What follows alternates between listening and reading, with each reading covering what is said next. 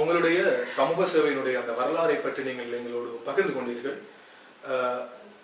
இந்த வேளையிலே உங்களுக்கு தெரியும் ஒரு விடயம், நீங்கள் நீண்ட காலமாக சமூக சேவையில் இருக்கின்றீர்கள். சமூக சேவை செய்கின்ற பொழுது அல்லது சமூகத்திலே மிக ஆழமாக வேரூன்றி அந்த சமூக சேவையில ஈடுபடுகின்ற பொழுது ஒரு சில பதவிகளுக்கு கூடாகத்தான் அந்த பணிகளை செய்ய முடியும். அதாவது ஒரு சில அதிகாரங்கள் அல்லது ஒருவித பதவிகள், சமூகம் சார்ந்த ஒரு பதவிகள் நம்மை அடைகின்ற போதுதான் நம்மால் மிக சிறப்பாக அந்த சேவைகளை செய்ய முடியும். அந்த வகையிலே மிக நீண்ட கால உங்களுடைய அந்த சமூக சேவை வரலாற்றிலே நீங்கள் வகித்த பதவிகள் அல்லது தற்போது வகித்துக் கொண்டிருக்கின்ற பதவிகளை பற்றி எங்களோடு பகிர்ந்து கொண்டால் மிக சிறப்பாக இருக்கும் என்று நாங்கள் நினைக்கின்றோம். நிச்சயமாக சில பதவிகளை வைத்துத்தான் நாங்கள் இந்த சமூக சேவையை செய்ய முடியும். உதாரணமாக ஒரு அரசியல்வாதி செய்வதை எங்களால் செய்ய முடியாது. ஒரு சமூக சேவையினால் செய்யக்கூடிய அது அவன் எந்த தூர அளவுக்கு சென்று அவனுக்கு அந்த சமூக சேவையை செய்ய முடியுமோ அதை அரசியல்வாதிகளால் கூட செய்ய முடியாது.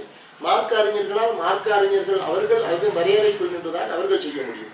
என்னை பொறுத்தளவிலே நான் பல்லின சமூகங்களோடும் இரண்டரை கலந்து வாழ்வதனால் எனக்கு சில அதாவது பதவிகள் என்னை உற்சாகப்படுத்தின.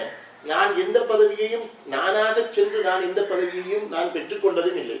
ஆனால் என்னை உண்மையாக என்னை வற்புறுத்தி சில பதவிகளை எனக்கு அளித்தார்கள். அந்த பதவியின் மூலமாக நான் நிறைய விடயங்களை நான் செய்திருக்கின்றேன்.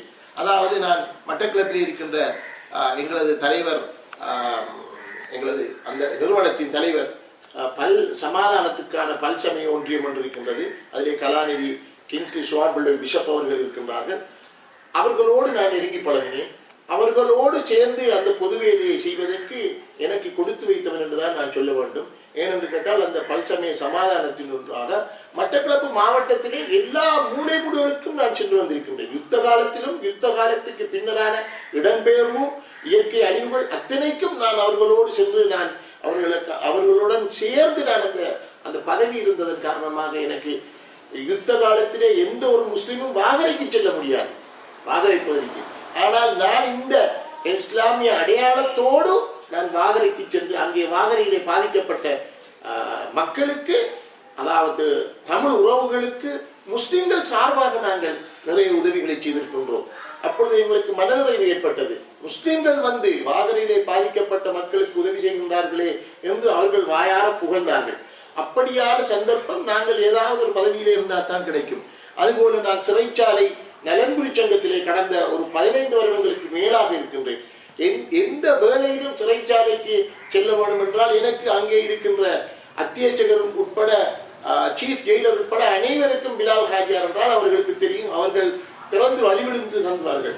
அதாவது அண்மையிலே வந்திருந்த டியூ குணசேகர், அதாவது சிறைச்சாலை மறுசீரமைப்பு அமைச்சர் அவர்கள் கூட உண்மையிலே இவ்வாறானவர்களைத்தான் நீங்கள் இந்த சிறைச்சாலையிலே நலன்புரி சங்கத்திலே வைத்திருக்க வேண்டும் என்று ஒரு சபையிலே என்னை புகழ்ந்து சென்றார்கள். ஏனென்றால் நான் அங்கே பள்ளிவாயல் ஒன்றை நிர்மாணித்திருக்கின்றேன்.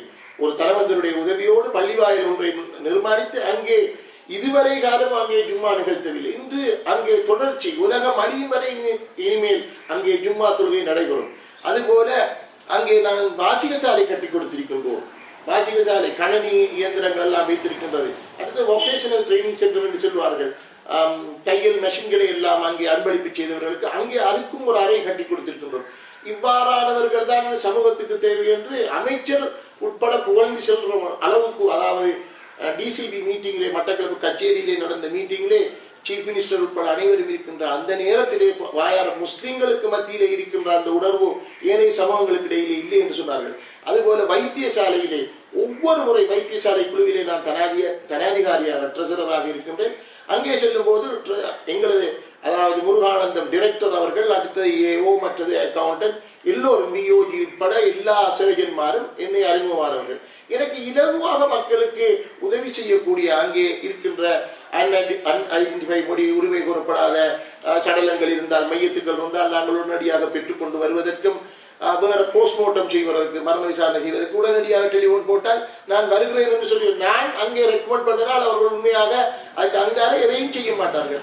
நாங்கள் ஒரு சட்டத்துக்கு வரையறைக்கு உட்பட்டு தான் எங்களது சமூக சேவை செய்கின்றோம் ஒழிய சட்டத்துக்கு அப்பால் சென்று ஏதாவது கையூட்டல் கொடுத்து அல்லது அவர்களுக்கு ஏதாவது வாய்ப்பிடித்து செய்வதில்லை. அவர்களுடைய உள்ளங்களை நாங்கள் வென்றுதான் அந்த வேலையை செய்கின்றோம். அவர்கள் கேட்கும் போதெல்லாம் நாங்கள் உதவி செய்கின்றோம். அண்மையிலே இருட்டுச்சோலை என்ற இடத்திலே அதாவது பாடசாலையை கொடுக்கின்ற மதிய உணவு நஞ்சாகினதால் அவர்களது அந்த பிள்ளைகள் வாங்கி எடுத்து அவர்களுடைய பாடசாலை ஆடைகள் எல்லாம் அப்படியே நாற்றம் எடுத்து விட்டது. உடனடியாக எனக்கு அந்த டிரெக்டர் மற்றது மாவட்ட அரசாங்க அதிபர் கல்வித்துறை கழகத்தைச் சேர்ந்தவர்கள் எல்லாம் டெலிபோன் தந்தார்கள், தொலைபேசி தந்தார்கள். காஜியார் உங்களுக்கு உடுமுடவை கொண்டு தர முடியும். சுமார் 80 பிள்ளைகளுக்கு நான் என்னுடைய கணக்கிலேயே நான் இதை பெருமைக்காக செல்லவில்லை, எவ்வாறு அவங்களுடைய உள்ளங்களை நாங்கள் வெல்ல வேண்டும் என்ற சந்தர்ப்பம் எங்களுக்கு கிடைக்கும் போது அதை நாங்கள் அவர்கள் வென்று முஸ்லிம்கள் என்றால் இப்படித்தான் என்ற உதாரணமாக நாங்கள் அவருக்கு காட்ட வேண்டி இருக்கின்றது. ஏனென்றால் நாங்கள் மாற்று சமூகத்துக்கு மத்தியிலே வேலை செய்கின்றோம். எனவே நான் அவர்களுக்கு சென்று அங்கே சொன்ன எங்களது ஒரு தமிழ் சகோதரர் என்பார் ஒரு கோரிக்கை விடுத்திருந்தால் செய்திருக்க மாட்டார். உங்களது கைகளினாலேயே ஹாஜியார் நீங்கள் அந்த பிள்ளைகளுக்கு அணிவீங்கள் என்று சொன்னார்கள். அதுவும் எனது வாழ்க்கையிலே மறக்க முடியாது. இன்றும் கூட எந்த வேலைக்கு நான் மட்டக்களப்பு வைத்தியசாலைக்கு சென்றாலும் எனக்கு உரிய கௌரவம் இருக்கின்றது. என்னால் செய்ய முடியாது, மட்டக்களப்பிலே எதுவும் இல்லை என்று சொல்லும் அளவுக்கு அனைத்து டிபார்ட்மெண்ட்ஸ், அனைத்து நிறுவனங்களிலும், அடுத்தது அனைத்து அரசாங்க திணைக்களங்களிலும் என்னுடைய தொடர்பு இருந்து கொண்டிருக்கின்றது.